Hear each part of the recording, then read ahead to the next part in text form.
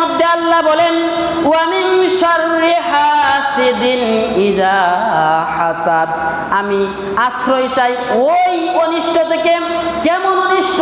হিংসুকের হিংসার অনিষ্ট থেকে আমি আল্লাহ পাক রাব্বুল আলামিনের কাছে আশ্রয় চাই। বলেন না সুবহানাল্লাহ। কি বলছেন? হিংসুকের হিংসার অনিষ্টতা কি? হিংসুকের হিংসার অনিষ্টতা কি? আমি আল্লাহর কাছে প্রার্থনা করি, আমি আশ্রয় প্রার্থনা করি আমার প্রভুর কাছে হিংসুকের হিংসা। আল্লাহ পাক রাব্বুল আলামিনের কাছে আল্লাহ হিংসুকের হিংসাটা কি ফানা চাইছেন। এই আয়াতের যে ব্যাখ্যাটা, এই যে আয়াতের বিশ্লেষণটা, এই যে আয়াতের আপনার শানে নজুলটা, এই শানে নজুলটা অত্যন্ত লম্বা। আমি সংক্ষিপ্তভাবে আপনাদেরকে বলি।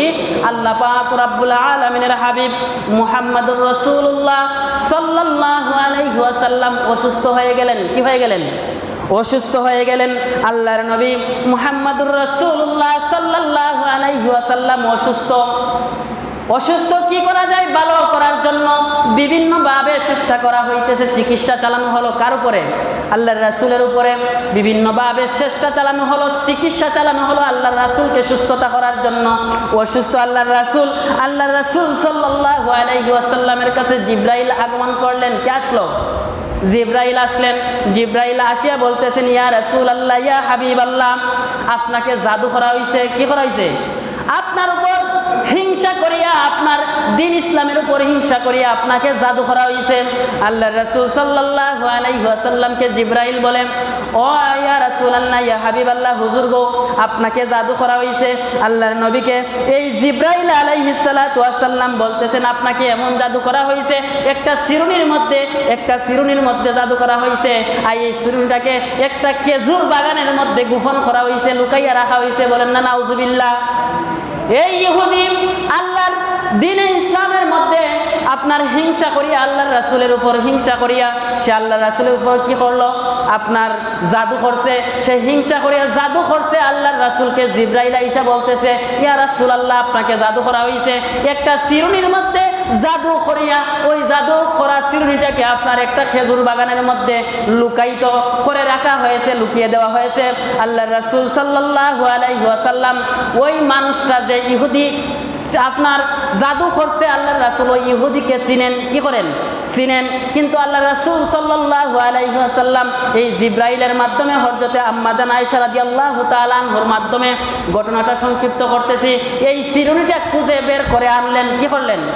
খুঁজে যখন বের করলেন, আল্লাহর রাসূল সাল্লাল্লাহু আলাইহি ওয়াসাল্লামের কাছে যখন আনলেন, এই চিরুনি পাওয়ার পরে আল্লাহর রাসূল সাল্লাল্লাহু আলাইহি ওয়াসাল্লামের কাছে যখন নিয়ে আসলেন, আল্লাহর রাসূল সাল্লাল্লাহু আলাইহি ওয়াসাল্লাম যে অসুস্থ ছিলেন, এই অসুস্থতা সুস্থতায় পরিণত হয়ে গেল। বলেন না সুবহানাল্লাহ।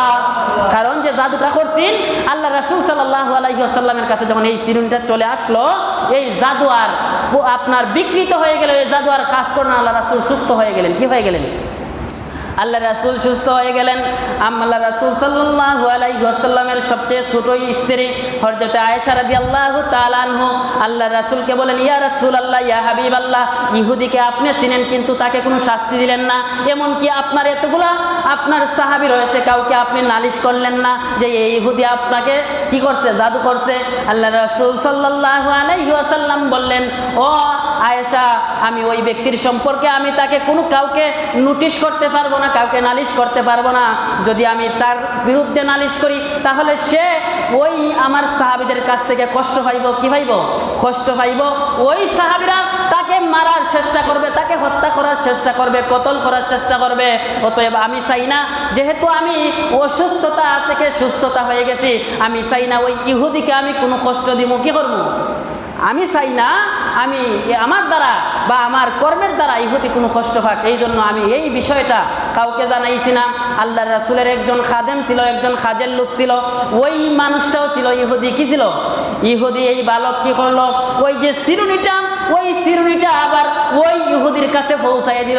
ওই ইহুদি আপনার উপরে আবার জাদু করছে। আল্লাহর রাসূল 6 মাস অসুস্থ। কয় মাস?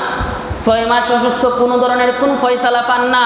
আল্লাহ পাক রব্বুল আলামিনের হুকুমে এই সাহাবীরা আল্লাহর রাসূলের এই যে অসুস্থতা হওয়ার বিষয়টা সাহাবায়ে কেরামরা আল্লাহর রাসূলকে বললেন, এই যে ইহুদি আবার আপনার উপরে জাদু করছে। যেমনিভাবে সাহাবীরা বিষয়টা জানছে যে কিভাবে জাদু করলো, সেই একটা সুতি নিচে, একটা সুতলি নিচে, একটা রশি নিচে, ওই রশির মধ্যে 11টা গিট দিছে, প্রতিটা গিটের মধ্যে একটা করে সুই ঢুকাইছে, ওই সুই ঢুকাই 11টা গিটের মাধ্যমে 11টা সুই লাগাইয়া আল্লাহর রাসূলকে জাদু করা হয়েছে। ওই জাদুর রশি এবং ওই জাদুর চিরুনিটা লুকাইয়া রাখা হয়েছে আবার ওই একই খেজুর বাগানের মধ্যে। বলেন না নাউজুবিল্লাহ।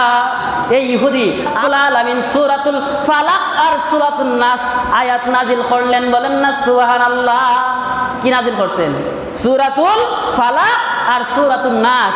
আল্লাহ পাক রব্বুল আলামিন সূরাতুল ফালাক আর নাস আল্লাহ রাসূলের উপর নাজিল করলেন। আল্লাহ রাসূল কি করলো, ওই সুতলিটাকে বাগান থেকে আনলো, উঠাইয়া আনিয়া এক একটা আয়াত পড়েন আর এক একটা গিটের মধ্যে ফু দেন, এক একটা আয়াত পড়েন আর এক একটা গিটের মধ্যে ফু দেন। সূরাতুল ফালাক আর সূরাতুন নাস এই দুইটা সূরা মিলাইয়া 11টা আয়াত আল্লাহ পাক রব্বুল আলামিন 11টা আয়াত আল্লাহর রাসূলের উপর নাজিল করলেন। আর এই 11টা আয়াত পড়িয়া 11টা গিটের মধ্যে আল্লাহর রাসূল ফু দিলেন। আল্লাহর রাসূল সাল্লাল্লাহু আলাইহি ওয়াসাল্লাম এই জাদুটা কি ভালো হয়ে গেলেন। বলেন না সুবহানাল্লাহ। চিরতরে ভালো হয়ে গেলেন। কিসের থাকি? আল্লাহর দেওয়া অসুখ সূরাতুল ফালাক আর নাসের 11টা আয়াত পড়িয়া আল্লাহর রাসূল এই 11টা গিটের মধ্যে যখন ফু দিলেন, আল্লাহ রাসূল সম্পূর্ণভাবে সুস্থ হয়ে গেল, জাদু বিনষ্ট হয়ে গেল। বলেন না আল্লাহু আকবার।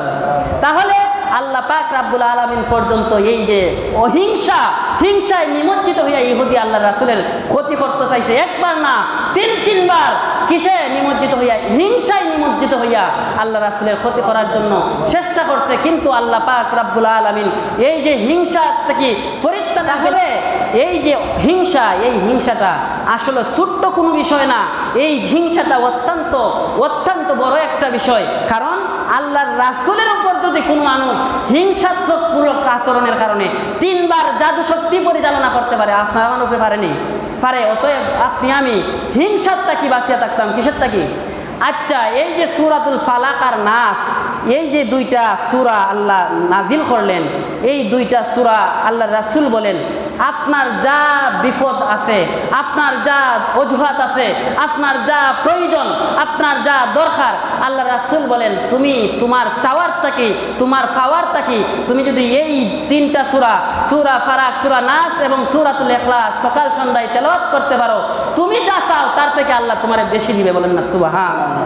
আল্লাহ রাসূল এত পরিমাণে সূরা ফালাক, সূরা নাস, সূরা ইখলাস তেলাওয়াত করছেন, আর কোন সূরা এত বেশি পরিমাণে তেলাওয়াত করেন নাই। অতএব বিভিন্ন রিওয়ায়াতের মধ্যে আসছে আপনি ফজরের নামাজের পরে 3বার সূরাতুল ইখলাস, 3বার সূরাতুল ফালাক, 3বার সূরাতুল নাস তেলাওয়াত করবেন। মাগরিবের পরে সূরাতুল ইখলাস 3বার, সূরাতুল ফালাক 3বার, সূরাতুল নাস 3বার পরে আপনি আপনার হাতের মধ্যে ফু দিবেন। কেন ফু দিবেন? আল্লাহ রাসূল যখন অসুস্থ হইতেন, আম্মাজান আয়েশা ফু দিয়ে আল্লাহ রাসূলের হাতের মধ্যে ওলা ফু দিতেন। ফরিয়া আম্মাজান আয়েশা নিজে পড়তেন, ফরিয়া আল্লাহ রাসূলের হাতও ফু দিতেন। যখন আল্লাহ রাসূলের হাতও ফু দিতেন, আল্লাহ রাসূলের হাত মুবারক উনার শরীরের মধ্যে মাথার থেকে নিয়ে পা পর্যন্ত আপনার সামন দিক মাসাই করে দিতেন, আল্লাহ রাসূল সুস্থ হয়ে যাইতেন। বলেন না সুবহানাল্লাহ। তাহলে আপনি আমি আল্লাহ রাসূল যে আমলটা করছেন, এই আমলটা আপনি আমার লাগি শেফা, আপনি আমার লাগে কি শেফা। অতএব সংক্ষিপ্তভাবে আরেকদিন সময় হলে এই 2 সূরার ফজিলত নিয়ে বিস্তারিতভাবে আলোচনা করবো। আমরা এই আমলটা করতাম আমাদের দৈনন্দিন জীবনে, যদি করতে পারি আল্লাহ পাক সমস্ত অনিশ্চিততাকে আমরা রক্ষা করবা। সকলে বলুন আমিন। আল্লাহুম্মা সাল্লি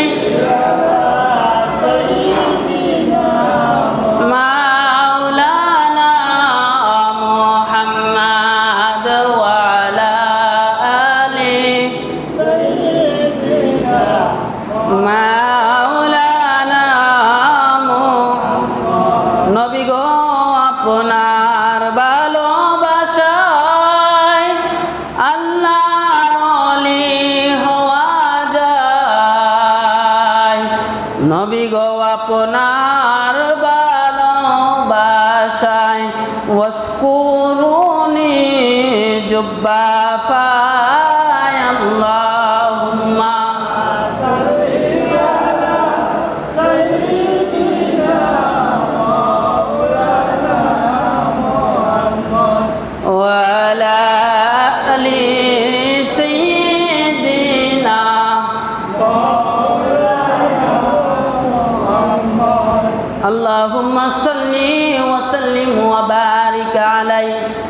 হিংসাটা হলো আমাদের জীবনে মারাত্মক একটা আপনার কুঅভ্যাস, আমাদের জীবনকে ধ্বংস করার জন্য, আমাদের নেক আমলকে ধ্বংস করার জন্য সবচেয়ে যে বিপজ্জনক যে বিষয়গুলো রয়েছে, এই বিষয়গুলোর মধ্যে একটা হলো হিংসা। এমনিভাবে একটি হলো অহংকার, এমনিভাবে আরেকটি হলো লোভ। এই সমস্ত বিষয় এক একটা বাত রয়েছে। এই যে এই হিংসা সম্পর্কে আল্লাহ রাসূল সাল্লাল্লাহু আলাইহি ওয়াসাল্লামের একখানা হাদিস আবু দাউদ শরীফের মধ্যে নোট করা হয়েছে। আবু দাউদ শরীফের 4906 নম্বর হাদিস।